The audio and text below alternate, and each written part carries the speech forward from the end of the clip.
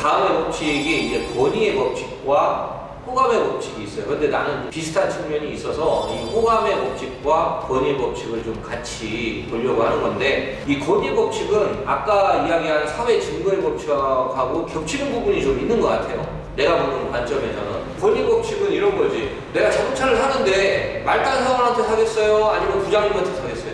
다 뻔하지 않아? 권위의 법칙. 우리가 자동차 영업사원들이 반바지에 슬리퍼 찍찍 끌고 영업하는 거 봤어요?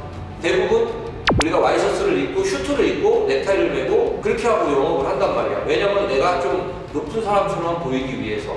이런 게 어떤 권위의 법칙, 그런 거에 좀 일종이거든. 근데 이게 호감의 법칙하고 연결되는 부분이 좀 있는 게, 호감의 법칙에서도 뭐 옷차림새나 이걸 그지꼴로 하고 영업을 하러 가면 누가 나를 반겨주겠어. 뭔가 잘생긴 거를 떠나서 깔끔하고 단정하고 옷도 잘 차려입고 이런 사람한테 끌리게 돼 있거든. 근데 호감의 법칙에서 이야기하는 거는 조금 더 다른 측면도 있어요. 사람이 자주 보고 이 사람한테 어떤 칭찬 같은 것도 많이 해주고 리액션 잘해주고 이것도 호감을 사는 게 있거든. 그러면 사람은 내 편 들어주고 내 이야기에 경청해주고 리액션 잘해주는 사람한테 호감이 가게 돼 있거든. 약간 이런 말을 하는 건데 조금은 달라요. 호감의 법칙과 권위의 법칙은. 외모도 스펙이다라는 말 있잖아. 내가 솔직히 여자가 이쁘면 영업하는데 사실 도움이 돼요. 남자도 마찬가지예요. 남자도 잘생기고 이렇게 호감형이면은 솔직히 눈길이 가게 돼 있거든. 같은 남자인데도 모든 조건이 비슷하면 잘생긴 친구한테, 이쁜 친구한테 사주고 싶은 거 당연한 거야. 나는 얼굴로 팔았지, 얼굴로. 아니 왜 웃어 이게? 내가 29살 때 최연소 대리점 대표했지. 권위의 법칙하고 호감의 법칙이 두 개가 다 맞물린 거야. 다 잘 되는 놈은 잘 되는 이유가 다 있어. 이제 그 다음에 뭐 일괄성의 법칙, 그리고 희귀성의 법칙 이런 게 나오는데, 희귀성의 법칙 같은 거는 그냥 간단히 설명하면 이런 거예요. 그냥 홈쇼핑에서 자 이제 5분 남았습니다. 이제 상품 뭐 무슨 사이즈 다 빠졌고요. 이번 방송까지만 이 혜택을 드립니다. 뭐 이런 거 있잖아. 이런 게 이제 희귀성의 법칙이고, 홈쇼핑 같은 데서 굉장히 많이 활용하는 법칙이에요. 이런 게 이제 희귀성의 법칙. 일괄성의 법칙 같은 경우도 이제 좀 간단히 설명하자면, 사람은 누구나 내가 결정한 거에 옳은 결정을 했다고 믿고 싶어 하거든. 그러니까 내 경험에 의하면 이런 거야. 내가 옛날에는 대우차를 팔았잖아요. 지금은 쉐보레라고 하지만 옛날에 이제 대우차의 평판이 사실 많이 안 좋았어요.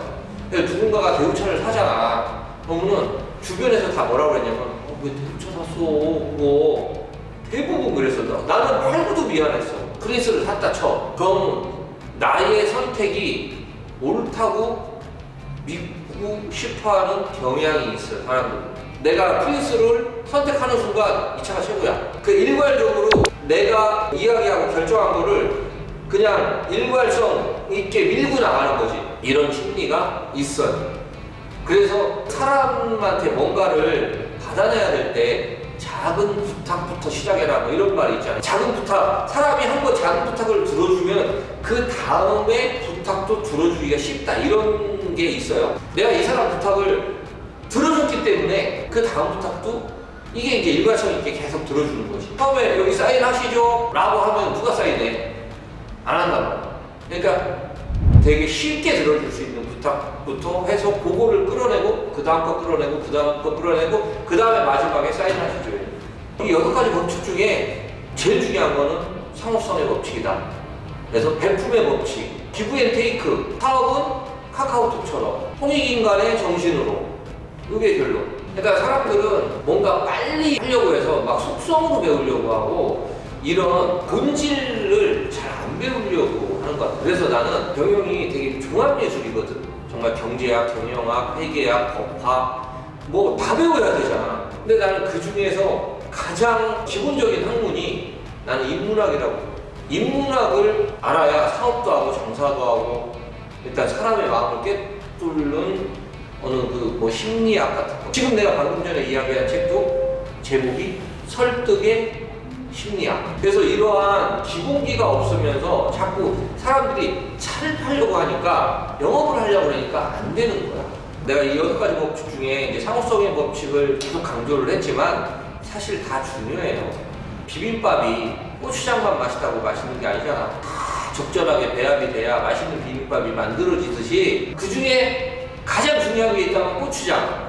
나는 이 상호성의 법칙이 고추장 같은 거야. 근데 다른 재료들도 정말 중요하다.